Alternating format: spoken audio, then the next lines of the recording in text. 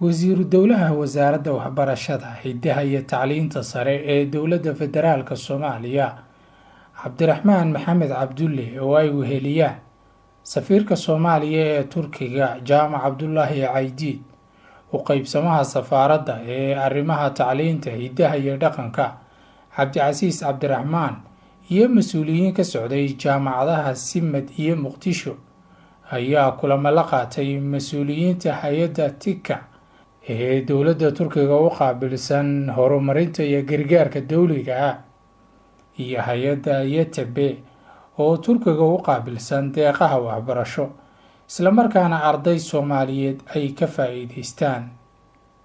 dhinaca kale wasiiru dowlaha ayaa waxa uu goobjoog ka ahaa heshiis safaaradda Soomaaliya ee Turkigu ay la gashay maamulka jaamacadda Atlim kaasi oo ku aadan qiimo dhimis loo sameeyo ardayda Soomaaliyeed wuxuuna ka warbixiyay waxyaabaha ka soo baxay kulamadaasi.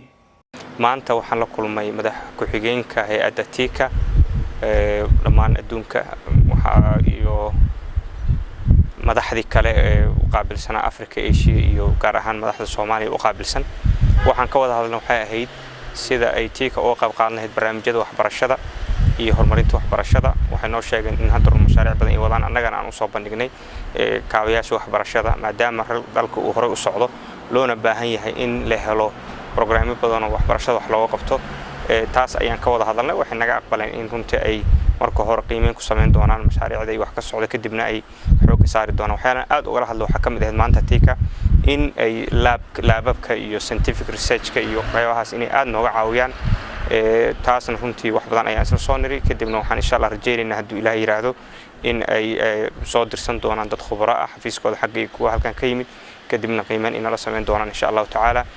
dhanka kale waxaan la kulannay ayadana maanta xafiiska deeqaha waxbarashada oo runtii dalkan wuxuu leeyahay aad u weyn waxbarashada deeqaha waxbarashada YTB oo si toos u hoostagta xafiiska madaxweynaha.